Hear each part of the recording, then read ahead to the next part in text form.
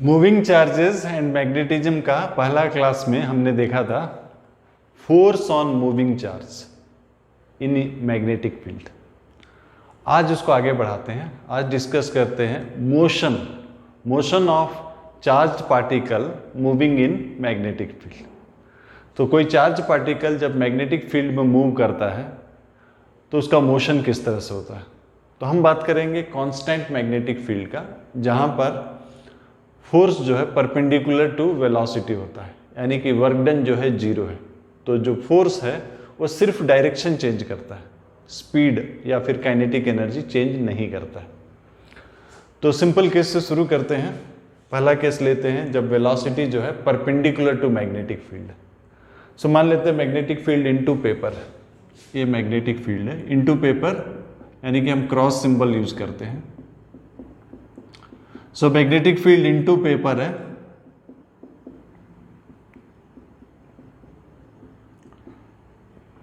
और यहां पर पार्टिकल जो है परपेंडिकुलर टू बी है, बी अंदर है, वेलोसिटी इस तरफ। फोर्स किस तरफ एक्ट करेगा? फोर्स के लिए आप या तो क्रॉस प्रोडक्ट यूज कीजिए, V क्रॉस B। V का तरफ फिंगर्स रखिए, V का तरफ फिंगर्स रखिए और B की तरफ कर्ल कीजिए। B किधर है? अंदर की ओर। सो अंदर की ओर कर्ल कीजिए। Extended thumb gives the direction of force. So force का डायरेक्शन ये परपेंडिकुलर, या फिर आप Fleming's left hand rule use करना चाहते हैं कर सकते हैं। ये 4 finger for field, central finger for current और मोशन ऑफ पॉजिटिव चार्ज। सो ये थंब जो है वो फोर्स का डायरेक्शन। सो फोर्स इधर है, सो वेलोसिटी इधर है, फोर्स इधर है, फोर्स परपेंडिकुलर टू वेलोसिटी है, तो यूनिफॉर्म सर्कुलर मोशन होगा। यूनिफॉर्म सर्कुलर मोशन होगा, इस तरह से घूमेगा। ये पूरा मैग्नेटिक फील्ड है, ये आपका सेंटर हो गया। जब इधर जाएगा वेलोसिटी का डायरेक्शन ये रहेगा, डायरेक्शन चेंज हो रहा है, स्पीड सेम है बट डायरेक्शन चेंज हो रहा है। और अगर आप लेफ्ट हैंड यहाँ यूज करेंगे, फोर्स इधर है। सो ये आपका सेंटर है, ये रेडियस। स्पीड कांस्टेंट, स्पीड बदल नहीं रहा, खाली डायरेक्शन चेंज हो रहा है। तो ये यूनिफॉर्म सर्कुलर मोशन हो गया, uniform circular motion. So centre की तरफ जो फोर्स है वो आपका mv²/r होता है। सो सेंटर की तरफ फोर्स कितना है? QVB equal to mv²/r, right. So radius कितना निकला? mv/qb। तो आप देख सकते हैं radius directly proportional to speed. मतलब स्पीड आप जितना बढ़ाएंगे रेडियस उतना बड़ा होते जाएगा, टाइम पीरियड बदलेगा नहीं, क्योंकि टाइम पीरियड होता है बिकॉज यूनिफॉर्म स्पीड है। सो टाइम पीरियड होगा distance. Time period means time taken to complete 1 revolution. एक बार घूमने के लिए कितना समय लगता है? एक बार घूमा मतलब कितना डिस्टेंस ट्रेवल किया? 2πr by speed. सो किसी एक को रिप्लेस कर दीजिए, किसी एक को रिप्लेस कर दीजिए, से V को रिप्लेस कर दीजिए या फिर R को रिप्लेस कर दीजिए। R हो जाता है mv/qb और इधर एक V है, सो V कट जाता है। सो टाइम पीरियड जो है कांस्टेंट, टाइम पीरियड कांस्टेंट मतलब आप जितना भी स्पीड दीजिए टाइम पीरियड कांस्टेंट है। स्पीड जितना ज़्यादा देंगे रेडियस बढ़ते ही जा रहा है, लेकिन टाइम पीरियड चेंज नहीं हो रहा है, टाइम पीरियड कांस्टेंट।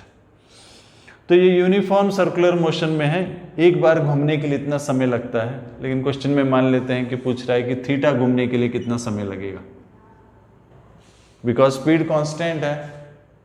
तो आप थीटा घूमने के लिए कितना समय लगेगा? आप थीटा इक्वल टू ω/t कर सकते हैं। सो ओमेगा क्या होता है?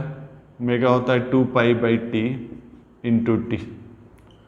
सो टाइम पीरियड का वैल्यू डाल दीजिए 2πmqb इंटू टी। सो यहाँ से आपको थीटा निकल जाएगा। सो या फिर डिस्टेंस अगर आपको निकालना है तो डिस्टेंस भी निकल जाएगा। सपोज ये डिस्टेंस दिया हुआ है, डिस्टेंस दिया हुआ है l, टाइम कितना लगता है, बिकॉज स्पीड कांस्टेंट है, आप सिंपल काइनेमेटिक्स यूज कीजिए, टाइम हो जाएगा distance by speed. So velocity अगर परपेंडिकुलर टू बी है, यूनिफॉर्म सर्कुलर मोशन है, मैग्नेटिक फोर्स कर क्या रहा है, सिर्फ डायरेक्शन चेंज कर रहा है, स्पीड चेंज नहीं कर रहा है, सिर्फ डायरेक्शन चेंज कर रहा है, हमें यूनिफॉर्म सर्कुलर मोशन मिलता है। तो सिर्फ डायरेक्शन चेंज हो रहा है कि नहीं, यानी कि हम चार्ज पार्टिकल का डायरेक्शन चेंज करने के लिए, चार्ज पार्टिकल का डायरेक्शन चेंज करने के लिए हम मैग्नेटिक फील्ड यूज कर सकते हैं। सपोज हम चार्ज पार्टिकल का डायरेक्शन चेंज करना चाहते हैं, ये छोटा सा रीजन है जहां मैग्नेटिक फील्ड क्रॉस लिया हूं, क्रॉस मतलब फील्ड जो है अंदर की ओर है, और ये पार्टिकल इधर जा रहा था, हम डायरेक्शन चेंज करना चाहते हैं। तो ये छोटा सा रीजन से विड्थ d, इस रीजन में मैग्नेटिक फील्ड है। जब तक मैग्नेटिक फील्ड एंटर नहीं किया कोई फोर्स नहीं होगा, जैसे ही मैग्नेटिक फील्ड एंटर किया सर्कुलर मोशन में जाएगा, यूनिफॉर्म सर्कुलर मोशन। तो ये जो d है मान लेते हैं लेस देन r, तो इस सर्कुलर मोशन का सेंटर किधर होगा, मैं लेफ्ट हैंड यूज कर ले रहा हूं, 4 फिंगर अंदर की ओर है फील्ड की डायरेक्शन में, सेंट्रल फिंगर करंट या motion of positive charge, thumb जो है फोर्स की डायरेक्शन। सो फोर्स इधर है, मतलब सेंटर यहां कहीं है, तो उस सेंटर के उसको सेंटर लेके यूनिफॉर्म सर्कुलर मोशन शुरू होगा, ऐसा होगा सर्कुलर मोशन। अगर पूरा मैग्नेटिक फील्ड रहता तो घूमता, लेकिन मैग्नेटिक फील्ड यहां खत्म हो गया, तो यहां खत्म हो गया तो फोर्स भी खत्म हो जाएगा, और जब फोर्स खत्म हो जाएगा इसके बाद से ये टेंजेंशियली चला जाएगा, सेम स्पीड में जाएगा। तो इसका डायरेक्शन जो है अब बदल गया, पहले इधर जा रहा था, थीटा टर्न हो गया। सो ये थीटा का वैल्यू कितना है निकालना है, ये थीटा है, ये 90 है, ये 90 माइनस थीटा, यानी कि ये थीटा हो गया। और ये थीटा हम कैसे निकालेंगे, ट्रिग्नोमेट्री का साइन थीटा का फार्मूला यूज करते हैं, ये डिस्टेंस d है, ये r है, सो साइन थीटा क्या होगा, d by r। So theta जो है sine inverse d by r। r हम ऑलरेडी निकाल चुके हैं, QVB equal to mv square by r। So r कितना था, mv by QV। So magnetic field जो है स्पीड चेंज नहीं कर रहा है, सिर्फ डायरेक्शन चेंज कर रहा है। इसका मतलब हम चार्ज पार्टिकल का डायरेक्शन चेंज करने के लिए, कोई भी चार्ज पार्टिकल का डायरेक्शन चेंज करने के लिए मैग्नेटिक फील्ड को यूज कर सकते हैं, डिफ्लेक्ट करा सकते हैं। यहाँ हम थीटा डिफ्लेक्ट कराने के लिए ये कंडीशन सेटिस्फाई करना चाहिए। लेकिन अगर फील्ड ज़्यादा रीजन में रहता, फील्ड सपोज ये d जो है ग्रेटर देन r रहता, d ग्रेटर देन r रहता, ये जो d है ये ग्रेटर देन r, और ये पार्टिकल ऐसा एंटर किया, तो ये आपका सेंटर है, यहाँ घूमेगा, यूनिफॉर्म सर्कुलर मोशन में घूमेगा। ये सेंटर है, मैग्नेटिक फील्ड अंदर की ओर है, तो सेंटर के चारों तरफ यूनिफॉर्म सर्कुलर मोशन। लेकिन यहां जैसे ही पहुंचा मैग्नेटिक फील्ड खत्म, मैग्नेटिक फील्ड सिर्फ इस रीजन में है। अब क्या होगा, ये सीधा निकल जाएगा। सो अब डिफ्लेक्शन कितना हो गया, 180 डिग्री, राइट।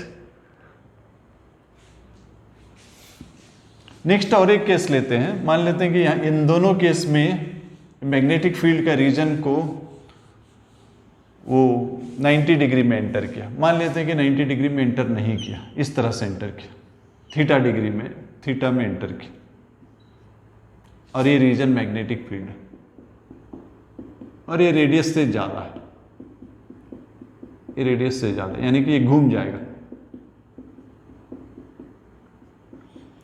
ये रीजन ज़्यादा है।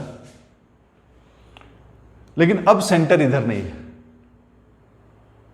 फोर्स जो है दोनों के साथ परपेंडिकुलर होता है, V के साथ और B के साथ, राइट।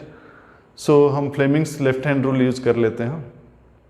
फील्ड अंदर की ओर है, वेलोसिटी इस तरफ है, फोर्स इस तरफ है, force perpendicular to velocity. Perpendicular मतलब इस तरफ भी हो सकता था, इस तरफ भी हो सकता। सो क्रॉस के लिए इस तरफ है, अगर डॉट रहता तो सेंटर इधर होता। तो ये सेंटर है, मान लेते हैं uniform circular motion about centre. So centre के चारों तरफ कांस्टेंट स्पीड में घूमेगा। लेकिन जैसे ही यहां पहुंच गया, इसके बाद फील्ड खत्म हो गया। फील्ड खत्म हो गया तो वो टेंजेंशियली चला जाएगा सेम स्पीड में, स्पीड बदलेगा नहीं, राइट। ये थीटा है तो ये कितना हो जाएगा, ये तो 90 डिग्री है, ये हो जाएगा 90 माइनस थीटा, यानी कि ये थीटा हो जाएगा। तो सेंटर में टोटल एंगल कितना डिस्क्राइब किया, 2 थीटा।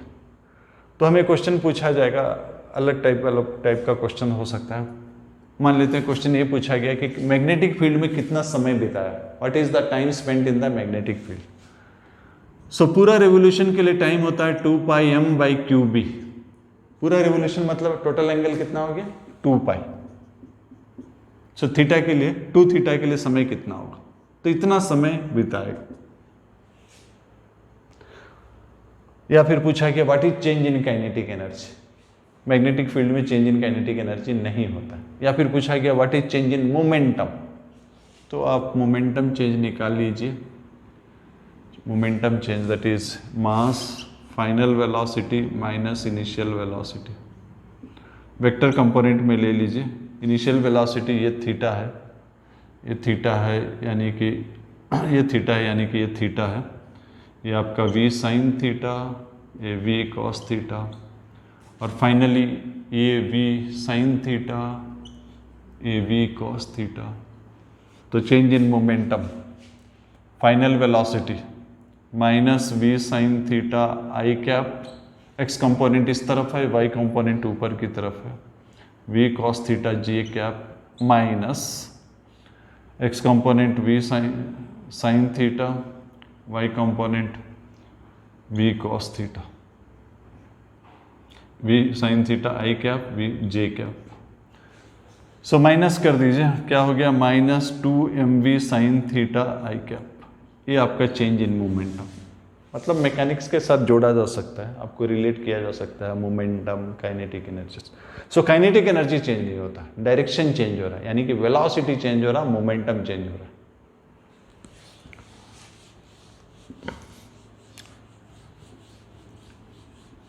एक चार्ज पार्टिकल लेते हैं, charge particle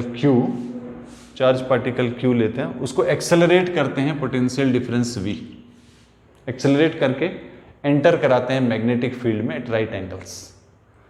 so charge particle Q is accelerated through potential difference V। So work done is Q into V and work done is gain in kinetic energy. So speed को small v ले लेते हैं, capital V जो है potential difference है, small v जो है speed है, तो स्पीड निकल जाता है। स्पीड कितना हो जाता है, 2qv, v पोटेंशियल डिफरेंस है, 2qv बाई m। अब आपको रेडियस निकालने के लिए बोला गया। रेडियस क्या होता है, qvb magnetic force equal to mv square by r। So r कितना हो गया, mv by qb। So radius हो जाएगा m बाई qb, स्पीड ले लीजिए 2qv बाई m। इसको थोड़ा और सिंप्लीफाई कर सकते हैं, q तो बाहर रहेगा, नहीं q नहीं, b बाहर रहेगा, q अंदर चला जाएगा, m 2mv by q।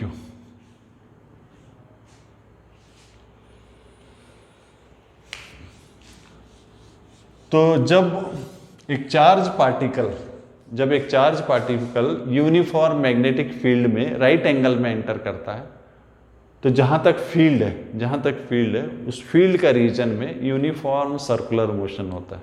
Speed constant है, बाकी वेलोसिटी, एक्सेलरेशन, मोमेंटम ये सब बदल रहा है, बट स्पीड और काइनेटिक एनर्जी जो है वो कांस्टेंट। खाली मैग्नेटिक फील्ड यूज करके हम क्या कर सकते हैं, डायरेक्शन चेंज कर सकते हैं।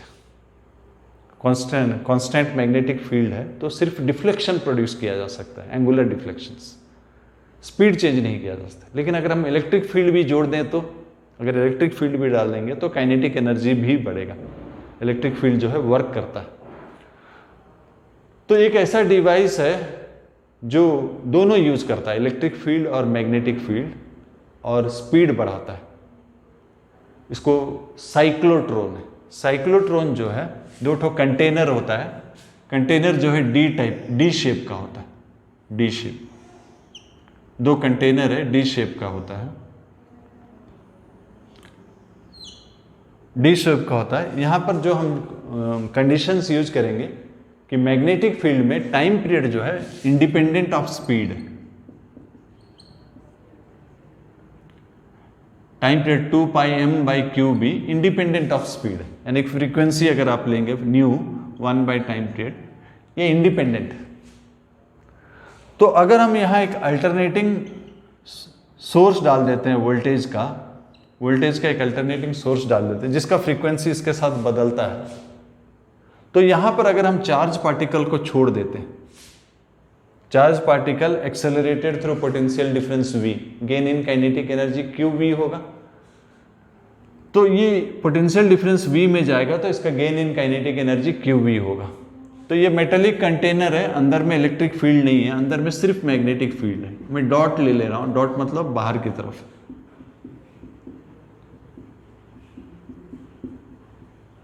तो यहां पोटेंशियल डिफरेंस है, जैसे ही पोटेंशियल डिफरेंस V में थ्रू V जाएगा, QV capital V equal to gain in kinetic energy. So जैसे ही यहां गया वो, तो इसका काइनेटिक एनर्जी गेन किया, लेकिन यहां अब इलेक्ट्रिक फील्ड नहीं है, ये आपका सेमी इलेक्ट्रिक फील्ड नहीं है, तो 180 डिग्री, ये रेडियस से अगर ज़्यादा है तो 180 डिग्री का डिफ्लेक्शन हो जाएगा, ये वापस आएगा। अब जब ये वापस आया, बिकॉज टाइम पीरियड, इसका जो टाइम पीरियड है इसका टाइम पीरियड सेम है, सो पहले अगर उस तरफ अट्रैक्शन था, हाफ साइकिल के बाद ये पोलैरिटी बदल जाएगा, अल्टरनेटिंग वोल्टेज डाला तो हाफ साइकिल के बाद पोलैरिटी बदल जाएगा, अब इधर अट्रैक्शन होगा, फिर से काइनेटिक एनर्जी बढ़ेगा। काइनेटिक एनर्जी बढ़ा यानी कि स्पीड बढ़ गया, स्पीड बढ़ गया मतलब रेडियस बढ़ जाएगा, रेडियस बढ़ जाएगा। लेकिन इस रीजन में इलेक्ट्रिक फील्ड नहीं है, सिर्फ मैग्नेटिक फील्ड है, सो सेमी सर्कुलर पाथ होगा। सो सेमी सर्कुलर पाथ के बाद फिर से इलेक्ट्रिक फील्ड का रीजन में जाएगा, और फिर से जब इलेक्ट्रिक फील्ड का रीजन में जाएगा तब तक ये पोलैरिटी बदल चुका होगा। तो इस हाफ साइकिल में इधर अट्रैक्शन था, अब इधर अट्रैक्शन होगा, फिर से काइनेटिक एनर्जी बढ़ेगा, फिर से काइनेटिक एनर्जी बनेगा, यानी कि रेडियस बढ़ेगा। तो ये रिपीट होते रहेगा, ये रिपीट होते रहेगा, और लास्ट में इधर एक एग्जिट रहता है, ये एग्जिट के थ्रू में ये आयन जो है, ये आयन को हम निकाल सकते हैं वेरी हाई स्पीड में। तो हम यूज कर सकते हैं ये डिवाइस, जो कि इस प्रिंसिपल के आधार पर है कि मैग्नेटिक फील्ड में टाइम पीरियड कांस्टेंट है और इलेक्ट्रिक फील्ड जो है वो एक्सेलरेट करता है। दोनों को लेके हमने ये डिवाइस कंस्ट्रक्ट किया है, जहाँ पर हमारा पर्पज ये है कि आयंस या चार्ज पार्टिकल का स्पीड बढ़ाया जाए, काइनेटिक बनाया जाए, और इसको हम यूज करेंगे बॉम्बार्ड करने के लिए, न्यूक्लियस को बॉम्बार्ड करने के लिए। न्यूक्लियर रिएक्शन में ये यूज होता है। सो न्यूक्लियर रिएक्शन में ये एग्जिट पॉइंट में ये हाई स्पीड से ये आयंस निकलेगा, और इसके पाथ में अगर न्यूक्लियस आता है तो उसको हिट करता है, बॉम्बार्ड करता है। ठीक है, तो हम चार्ज पार्टिकल को हाई स्पीड में एक्सेलरेट कर सकते हैं, हाई स्पीड में एक्सेलरेट कर सकते हैं using both electric and magnetic field. Electric field use हो रहा है स्पीड बढ़ाने के लिए, और मैग्नेटिक फील्ड यूज हो रहा है डायरेक्शन कंटिन्यूअसली चेंज हो रहा है, चेंज करने के लिए, राइट। तो कितना काइनेटिक एनर्जी ले सकते हैं? ऑलमोस्ट ये जो फाइनल रेडियस होगा, रेडियस ऑफ द डिस्क होगा। तो काइनेटिक एनर्जी क्या है? Half mv²। सो v जो है डायरेक्टली प्रोपोर्शनल टू रेडियस है, QVB इक्वल टू mv²/r, यानी कि r कितना है? mv/QB। सो यहां पर डाल देते हैं हाफ, ये max final kinetic energy, almost radius of disc के बाद जो काइनेटिक एनर्जी आएगा हाफ mv²। v कितना है? v हो गया QBr/m होल स्क्वायर। सो ये काइनेटिक एनर्जी में निकलेगा, हाफ m तो कट जाएगा, Q² b square r square by m, एक एम कट जाएगा। सो जितना बड़ा हम रेडियस लेंगे उतना ज़्यादा स्पीड में निकलेगा, राइट। इसके अलावा इसके और भी कई यूजेस हैं। आप एक यूज़ आपका हॉस्पिटल्स में यूज़ होता है रेडियो एक्टिव सब्सटेंस प्रोड्यूस करने के लिए, और भी यूजेस है आपको ये आयंस को सॉलिड में इम्प्लांट करने के लिए भी यूज़ होता है, और भी यूज़ होता है सिंथेसाइज न्यू मटेरियल्स। सो ये सब यूजेस है साइक्लोट्रॉन का। और कॉन्सेप्ट क्या है? कॉन्सेप्ट है कि मैग्नेटिक फील्ड डायरेक्शन चेंज कर रहा है, इलेक्ट्रिक फील्ड जो है स्पीड बढ़ा रहा है, और फाइनली जो काइनेटिक एनर्जी जो है, स्पीड जो है डायरेक्टली प्रोपोर्शनल टू रेडियस है, और काइनेटिक एनर्जी जो है प्रोपोर्शनल टू आर स्क्वायर हो जाएगा। सो अभी हमने एक पर्टिकुलर केस डिस्कस किया जहां पर V परपेंडिकुलर था, V परपेंडिकुलर था मैग्नेटिक फील्ड के साथ। अभी हम जनरल केस डिस्कस करते हैं, V परपेंडिकुलर नहीं है। सो चलिए B को परपेंडिकुलर ना लेकर इन द प्लेन ले लेते हैं, ये B इन द प्लेन, और ये V है, इस बार परपेंडिकुलर नहीं है, एक एंगल पर है। सो ये वेक्टर एक एंगल पर है। जब भी एक वेक्टर एंगल पर होता है हमारे लिए कन्वीनियंट होता है रेजोल्यूशन कर लेना। ये वेक्टर को हम रिजॉल्व कर देते हैं along the direction of V, along the direction of B and perpendicular to the direction of B। Resolution की मतलब होता है कि इसकी जगह पर हम ये दोनों को यूज कर रहे हैं, यानी कि ये सिंगल वेक्टर जो है is resultant of these two independent velocities. So ये जो single velocity is resultant of these two velocity, मतलब अब हमारे लिए ये नहीं है, इसको इसका इक्विवेलेंट है ये दोनों, यही होता है रेजोल्यूशन का मतलब। इसके बदले में हम ये दोनों को ले रहे हैं। तो पहले V cos थीटा लेते हैं, खाली V cos थीटा रहता और B रहता, दोनों पैरेलल है, दोनों पैरेलल है तो फोर्स क्या हो जाएगा? मैग्नेटिक फोर्स जीरो हो जाएगा, right. So magnetic force zero हो गया, सो मैग्नेटिक फोर्स जीरो हो गया मतलब स्ट्रेट लाइन मोशन। सो ये क्या कर रहा है? V cos थीटा क्या कर रहा है? स्ट्रेट लाइन मोशन प्रोड्यूस कर रहा है V cos थीटा के लिए, due to V cos theta, due to component along B की तरफ जो कंपोनेंट है, दैट इज इस केस में V cos थीटा है, रिजल्ट जो है स्ट्रेट लाइन मोशन है, स्ट्रेट लाइन मोशन। अब मान लेते ये नहीं है, ये नहीं है, V sin थीटा खाली है, तो क्या होगा? सर्कुलर मोशन होगा, परपेंडिकुलर ना, सर्कुलर मोशन। और सेंटर कहाँ होगा? अब ये जो है सेंटर अंदर हो जाएगा। अब यूज कीजिए, या तो क्रॉस प्रोडक्ट यूज कीजिए या लेफ्ट हैंड यूज कीजिए, अंदर की तरफ। मतलब ये तो 3 डायमेंशनल हो गया, आपको दिखेगा नहीं, बट यहाँ दिखा रहा हूँ, आप देखिए, आपके पास ले जा रहा हूँ। यहाँ हमने शुरू किया, राइट, यहाँ हमने शुरू किया, सेंटर इधर है, थोड़ा सा ऊपर कर दे रहा हूँ, इसके जस्ट इधर है, यानी कि V sin थीटा के लिए ऐसा घूमेगा, ऐसा घूमेगा। हटा देता हूँ तो ऐसा घूम रहा है, ये लाइन था, यहाँ घूम रहा। तो हर बार इस जहाँ से शुरू हुआ उस पॉइंट को टच करेगा, इस पॉइंट से शुरू हुआ, अंदर ऐसा घूमेगा, इसी पॉइंट को टच करेगा। सर्कल जो है पूरा अंदर है, सेंटर अंदर है, राइट। अब ये 3 डायमेंशनल फिगर है, आप इसको ड्रॉ कैसा करेंगे? तो इसके चलते V sin थीटा क्या कर रहा है? Circular motion, uniform circular motion, uniform circular motion. तो अब जो रिजल्टेंट मोशन है इनका कॉम्बिनेशन है straight line plus circle, circular motion. इसको बोलते हैं हेलिकल पाथ। हेलिकल पाथ होता कैसा है? देखिए, यहां आपने शुरू किया, मैं पास जा रहा हूं, यहां आपने शुरू किया, एक जो है सीधा लेने का कोशिश कर रहा है और एक जो है ऐसा घुमा रहा है। सो ऐसा घुमा रहा है, ऐसा स्ट्रेट लाइन। तो ये क्या करेगा? स्ट्रेट लाइन ले रहा है, एक घुमा रहा, मतलब एक घूमते हुए जाएगा, उस लाइन को हर एक रेवोल्यूशन के बाद टच करेगा, एक ही बार टच करेगा। अगर नहीं घूमता तो जहां से शुरू किया उस पॉइंट को टच कर रहा है, एक बार घूमने के बाद उसको टच कर रहा है। अब उस पॉइंट को नहीं टच करेगा, वो लाइन को हर बार टच करेगा, हर एक बार घूमने के बाद उस लाइन को टच किया। ये लाइन है, इस लाइन को हर बार टच किया, राइट। सो 3 डायमेंशन में करने से ये लगेगा कि इसको क्रॉस कर रहा है कि नहीं? फिर भी कोशिश करता हूं। तो ऐसा लेता हूँ, फिर डॉटेड लाइन ले लेता हूँ। हाँ, डॉटेड लाइन लेता हूँ, मतलब वो पीछे पीछे है। फिर ये बाहर आ गया, यहाँ टच किया, यहाँ टच किया, राइट। फिर से डॉटेड लाइन ले लेता हूँ, ऐसा कुछ है। ज़्यादा आप इमेजिनेशन बेटर होगा। तो इस तरह से फिर डॉटेड लाइन होगा, इस तरह से। सो घूम रहा है सर्कुलर मोशन, जहाँ time period fixed.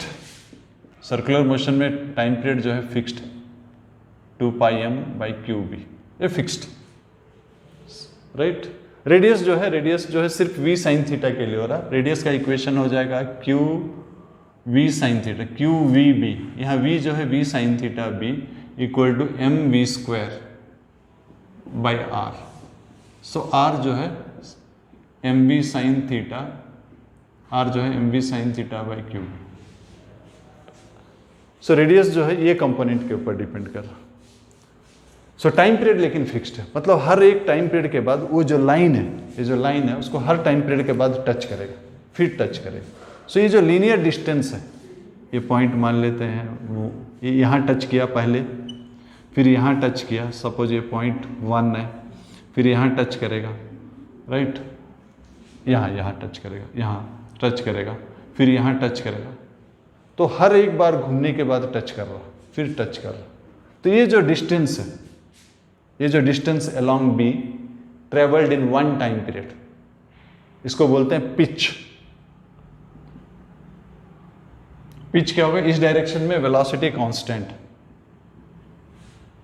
Into time period, एक टाइम पीरियड में बी की डायरेक्शन में जो डिस्टेंस किया, राइट।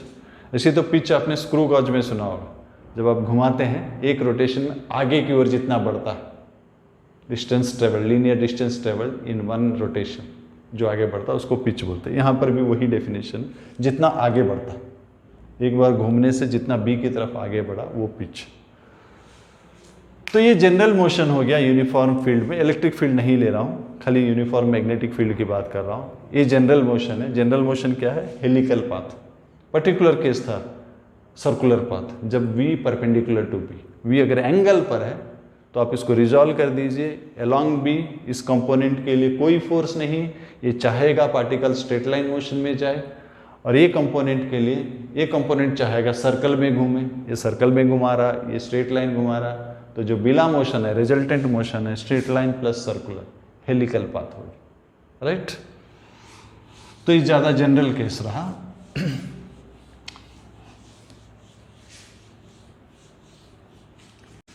सो इस जनरल केस के ऊपर एक क्वेश्चन करते हैं। हाँ, जनरल केस के ऊपर क्वेश्चन करते हैं। तो हमने बी इधर लिया था, फॉर ए चेंज इधर ले लेते हैं, बी इधर ले लेते हैं, राइट, बी इधर ले लेते हैं, और ए बी, ये एंगल थीटा, राइट। सपोज ये जेड एक्सिस है, ये एक्स एक्सिस है, तो वाई एक्सिस किधर होगा? राइट हैंड रूल यूज कीजिए, एक्स से वाई की तरफ फिंगर्स कर्ल करने से थंब जेड होगा। सो एक्स से वाई की तरफ, मतलब वाई अंदर की तरफ, अंदर की तरफ वाई, राइट, जेड ऊपर।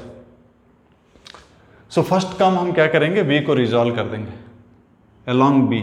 सो थीटा हमने इधर लिया, इधर वी साइन थीटा हो जाएगा, इधर वी कॉस थीटा, राइट। सो ये कंपोनेंट के चलते स्ट्रेट लाइन मोशन होगा। हमें पूछा गया, ओरिजिन से हमने छोड़ा, हमें पूछा गया कि अगर ऐसा हमने ओरिजिन में इस स्पीड v एंगल थीटा में छोड़ा गया, ये सेटअप है, तो कोऑर्डिनेट्स निकालिए, कोऑर्डिनेट्स निकालिए आफ्टर टाइम t, पार्टिकल का पोजीशन निकालिए। तो इस डायरेक्शन में तो स्पीड कांस्टेंट है, तो ये कोऑर्डिनेट आराम से निकल जाएगा, जेड कोऑर्डिनेट आराम से निकल जाएगा। जेड कोऑर्डिनेट क्या हो जाएगा? v sin theta into T, Z coordinate निकल गया। हमको क्या निकालना है? एक्स वाई कोऑर्डिनेट, तीनों निकालना है। जेड कोऑर्डिनेट आराम से निकल गया, क्योंकि इस डायरेक्शन में स्पीड चेंज नहीं हो रहा, कांस्टेंट है, और टाइम टी है।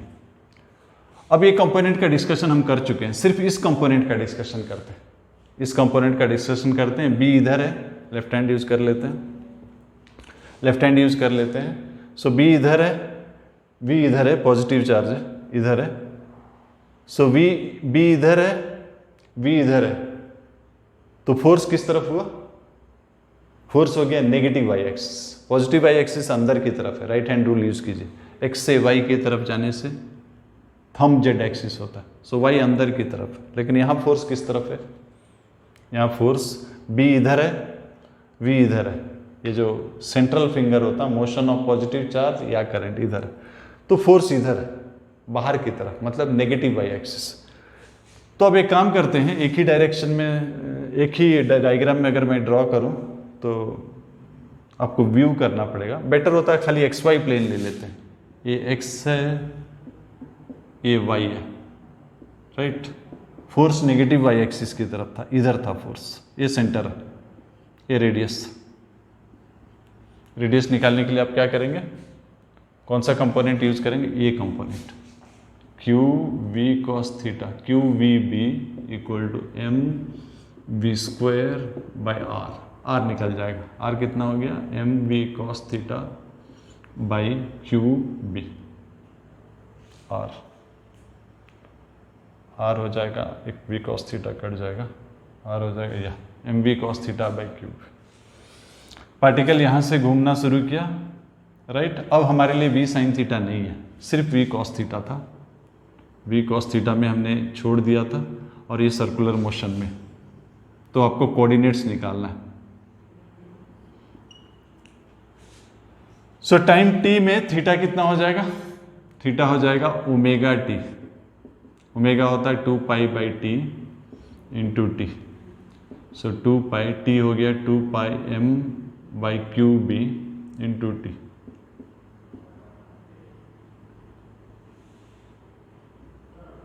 आप सीधा भी लिख सकते थे, सीधा कैसे लिख सकते थे, सीधा भी लिख सकते थे कि पूरा एंगल कितना होता है 2 पाई, 2 पाई के लिए टाइम कितना लगा, 2 पाई के लिए पूरा टोटल एंगल होता है 2 पाई, 2 पाई के लिए टाइम लगा इतना, सो थीटा के लिए कितना लगेगा, सो 2 पाई के लिए इतना लगा तो थीटा के लिए कितना लगा, इस तरह से भी आप लिख सकते हैं। सो आप लिख सकते हैं इस तरह से भी, इतना टाइम लगेगा, सो थीटा कितना आ जाएगा, थीटा आपका 2 पाई कट गया, जो हमने वहाँ निकाला वही आएगा। ऐसा भी आप सोच सकते हैं, दोनों ऑप्शन है आपके पास। आपको एक्स वाई कोऑर्डिनेट निकालना है, ये कोऑर्डिनेट निकालना, राइट। सो एक्स कोऑर्डिनेट ये कितना है, एक्स कोऑर्डिनेट ये वाला कितना होता है, आर साइन थीटा, आर वहां निकाल चुके। और वाई कोऑर्डिनेट ये है, ये वाई कोऑर्डिनेट कितना है, नेगेटिव डायरेक्शन में, नेगेटिव डायरेक्शन में, यहां से यहां तक आर है, ये वाला आर कॉस थीटा, सो क्या हो जाएगा r into 1 minus cos theta, ये वाई कोऑर्डिनेट। एक्स कोऑर्डिनेट ये है, जेड कोऑर्डिनेट तो ऑलरेडी हम निकाल चुके हैं, सो ये एक्स वाई जेड कोऑर्डिनेट हो गया। तो सिर्फ हम मैग्नेटिक फील्ड का बात किए, और सिर्फ और मैग्नेटिक फील्ड का बात किए, और जनरल मोशन डिस्कशन किए, जनरल मोशन डिस्कशन के एक कंपोनेंट स्ट्रेट लाइन में ले रहा, दूसरा कंपोनेंट सर्कुलर मोशन में ले रहा है, तो दोनों को हमने अलग अलग डिस्कस किया। स्ट्रेट लाइन कांस्टेंट, स्पीड तो कांस्टेंट है, सो स्ट्रेट लाइन में सीधा निकल जाएगा, displacement velocity into time. Circular motion में भी हम ले सकते हैं स्पीड कांस्टेंट। अब हम इलेक्ट्रिक फील्ड भी लेते हैं, इलेक्ट्रिक फील्ड भी लेते हैं और निकालते हैं। सपोज इलेक्ट्रिक फील्ड जो है, इलेक्ट्रिक फील्ड मान लेते हैं, दोनों इसी तरफ ले लेते हैं, इलेक्ट्रिक फील्ड भी इसी तरफ है, मैग्नेटिक फील्ड भी मान लेते हैं इसी तरफ, और इसको रेस्ट में छोड़ रहे हैं ओरिजिन से, और हमको इसको मोशन डिस्कस करने के लिए कह रहा है, राइट। तो इलेक्ट्रिक फील्ड है तो नेचुरली शुरू में तो फोर्स ऐसा होगा, लेकिन जैसे ही मोशन शुरू हो जाएगा, अगर दोनों इसी तरफ है, दोनों इसी डायरेक्शन में, तो मोशन इस तरफ शुरू हो जाएगा, और मोशन इस तरफ है, मैग्नेटिक फोर्स फील्ड भी अगर इसी तरफ है, मैग्नेटिक फील्ड भी अगर इसी तरफ है, तो फोर्स मैग्नेटिक फोर्स जो है जीरो होगा, मतलब ये स्ट्रेट लाइन मोशन हो जाएगा। मैग्नेटिक फील्ड का कोई इफेक्ट नहीं हुआ, क्योंकि इनके बीच के एंगल जो है, इनके बीच का एंगल जीरो है, सो मैग्नेटिक फील्ड का कोई इफेक्ट नहीं हुआ, सिंपली इलेक्ट्रिक फील्ड का मोशन हो गया। मोशन क्या होगा, straight line, not circular, not helical और एनीथिंग। रीजन क्या है, v parallel to v, so straight line है तो आप कुछ भी डिस्कशन आराम से कर सकते हैं। इलेक्ट्रिक फोर्स हो गया QE, एक्सेलरेशन हो गया बाय मास तो आपको वेलोसिटी पूछा था v equal to u plus a t, displacement पूछा था x equal to half a t square, right.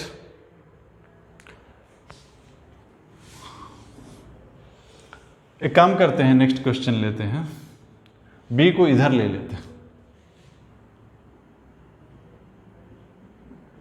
b को इधर ले लेते हैं, राइट। b को इधर लेने से क्या हो जाएगा, b को इधर लेने से b इधर है, तो होना क्या चाहिए, शुरू शुरू में क्या होना चाहिए, ये इधर है, तो सेंटर आपका इधर कहीं आएगा, ऐसा घूमना चाहिए था ना, ऐसा घूमना चाहिए।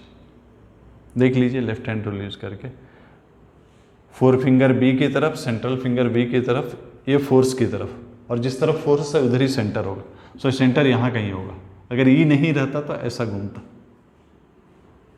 लेकिन अब ई क्या कर रहा है, स्पीड को बढ़ा रहा है, स्पीड को बढ़ा रहा है तो क्या होगा, रेडियस बढ़ते जाएगा, right. V is directly proportional, लेकिन टाइम पीरियड नहीं बदलेगा, time period independent of speed, तो ये टाइम पीरियड तो सेम है, रेडियस बढ़ते जा रहा है। स्पीड को हम कैसा निकाल सकते हैं, स्पीड हम निकाल सकते हैं क्योंकि सपोज वो x मूव कर जाता है तो इलेक्ट्रिक फोर्स वर्क कितना करता है, मैग्नेटिक फोर्स तो वर्क किया नहीं, खाली इलेक्ट्रिक फोर्स वर्क किया। सो ये जो है change in kinetic energy, final velocity मान लेते हैं वी डैश है, v dash square minus v square,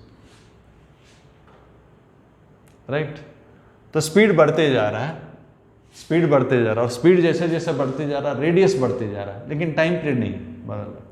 तो ये हेलिकल पाथ तो होगा, हेलिकल पाथ तो होगा, लेकिन पिच जो है वो यूनिफॉर्म नहीं रहेगा। क्यों, स्पीड सेम नहीं है, स्पीड बढ़ते जा रहा है, राइट। सो रेडियस बढ़ते जाएगा, पिच बढ़ते जाएगा। सो ये कुछ डिस्कशन था, कुछ मोशन हमने डिस्कस किया, मेनली हमने डिस्कस किया मैग्नेटिक फील्ड में, एक दो केस में हमने इलेक्ट्रिक फील्ड को भी इंट्रोड्यूस किया।